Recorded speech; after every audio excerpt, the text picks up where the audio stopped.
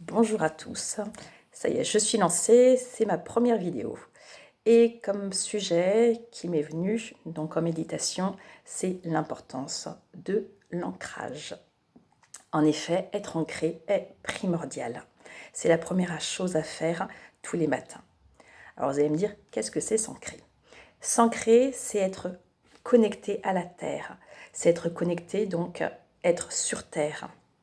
C'est d'avoir conscience d'être là, de poser ses valises, d'accepter sa réalité terrestre, même si nous savons que donc notre maison est plutôt là-haut. C'est d'accepter aussi son incarnation comme une école terrestre et de comprendre que nous avons notre mission ici, en lien avec nos semblables. C'est également aimer la terre. Bien sûr, être ancré fait référence au premier chakra racine, qui est donc situé au niveau du périnée, qui est la base de la colonne vertébrale, qui est aussi la base des 6 autres chakras principaux qui se trouvent au niveau du prolongement de notre colonne vertébrale. Il faut savoir que ce chakra racine est le siège de la Kundalini. Il canalise l'énergie terrestre qui monte par les pieds et qui va arriver donc sur notre chakra racine, qui passe par les jambes, permettant de canaliser, la traiter et la stabiliser. Qu'est-ce que c'est ensuite? Ce chakra racine est de couleur rouge. Sa fonction est donc d'enraciner l'individu pour qu'il ne fasse plus qu'un avec la terre et donc avec la vie. Ce chakra racine est lié à la survie. C'est le siège de notre sécurité familiale, professionnelle, financière et amoureuse. C'est aussi le siège de nos besoins comme manger, boire, respirer. Ensuite, ce chakra représente aussi la maison, la confiance en soi, le ici et maintenant. C'est accepter de vivre dans le moment présent. C'est l'ancrage à la terre. Alors, vous allez me demander, une deuxième question, qu'est-ce qui se passe quand on n'est pas ancré? Alors, cela signifie que l'on refuse notre incarnation actuelle. Par exemple, ça entraîne aussi des déménagements fréquents. On ne se pose nulle part en se justifiant qu'on ne trouve pas d'endroit idéal. Si la personne, par exemple, est thérapeute, vous comprenez bien que ça va être un peu compliqué pour elle, puisqu'elle ne va pas pouvoir se faire sa propre clientèle. Elle ne construit pas donc de lien et recherche toujours un endroit qui est meilleur. C'est généralement effectivement l'ancrage correspond comme une fuite à l'instant présent, une fuite de son incarnation, mais aussi ça amène que sa mission spirituelle en sera affaiblie. Une personne qui n'est pas ancrée a beaucoup de difficultés à vivre dans l'instant présent. Quand on n'est pas ancré, on est encore trop connecté en fait, parfois dans l'entre-deux-vie. On peut être à ce moment-là plus effectivement dans notre famille d'âme et plus connecté aux êtres de lumière. Les personnes qui ne sont pas ancrées sont parfois aussi à fond dans la spiritualité, refusant d'être en contact avec des personnes qui ne le sont pas. Les personnes qui ne sont pas ancrées ont cette aussi impression de flottement.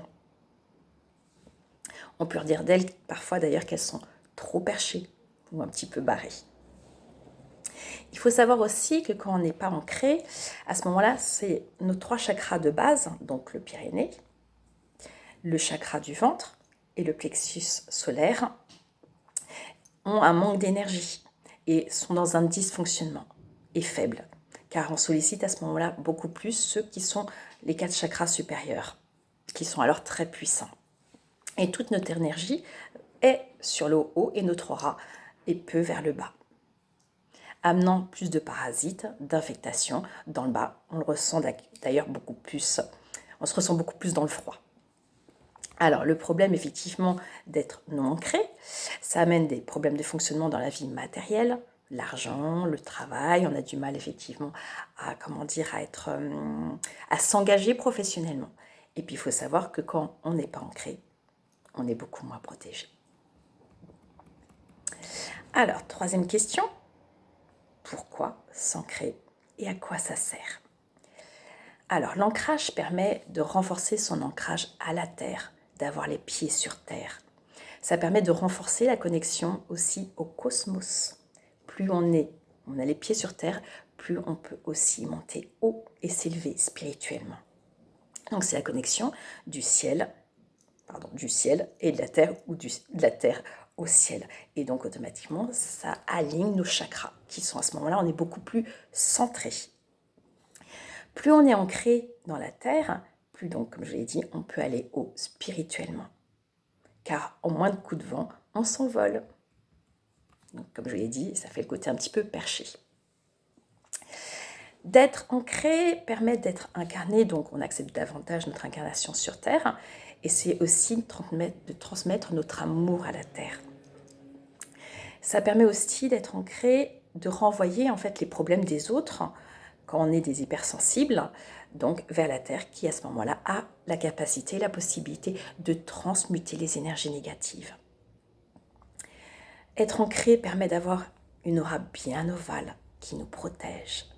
Plus on est ancré et plus on est protégé, et ça, il faut vraiment le comprendre. 4e question, comment s'ancrer? Alors, c'est assez simple, comme toute chose d'ailleurs en énergétique et dans le monde spirituel, c'est se visualiser avec des racines qui vont vers le centre, le noyau de notre terre, Gaïa. Là, on vit un ancrage. C'est remplir le chakra donc automatiquement, 1, 2, 3, le périnée, le ventre, le plexus solaire. C'est donc aimer vivre aussi, être ancré. C'est aimer la terre, ses paysages, sa nature, ses oiseaux, sa végétation, ses minéraux, le vent, la pluie, le soleil. C'est devenir aussi un bon vivant. Les personnes qui sont ancrées sont équilibrées et elles aiment la vie. C'est de contacter nos moments de tristesse, mais aussi de bonheur. Être ancré, qu'est-ce que c'est aussi? On est beaucoup plus présent dans l'ici et maintenant, puisque ça fait référence au chakra racine, ce qui nous amène à vivre la vie ici. Et plus tard, étant là-bas. Je suis pleinement ici, et c'est ici ma maison, et c'est important de se le rappeler. C'est automatiquement apprécier à tout moment ce que la nature, la terre nous offre, les paysages, les plantes, les légumes, les fruits, les bouquets de fleurs aussi. Si j'apprends à aimer mon corps, à aimer manger, à aimer la vie, mais aussi à être aimé. Je suis là présent dans mon lundi matin, dans mon mardi, et j'accepte ma réalité et je regarde plus les beautés des choses que des problèmes. C'est de voir plus le verre à moitié plein qu'à moitié vide. Car quand nous serons sur l'autre plan, vous le savez, on regrettera à ce moment-là de ne pas avoir été pleinement sur Terre et d'avoir pas vécu pleinement les choses dans l'instant présent. Et d'ailleurs, dans cette période de 2020 dans laquelle nous sommes, la vie nous apprend à être beaucoup plus dans l'instant présent. C'est vivre ici et maintenant sans soucier du programme du week-end. Voilà, c'était ma première vidéo. J'espère que vous avez bien compris ce que c'était l'ancrage, mais aussi son importance. Et donc, ma prochaine vidéo sera une méditation sur l'ancrage. À bientôt.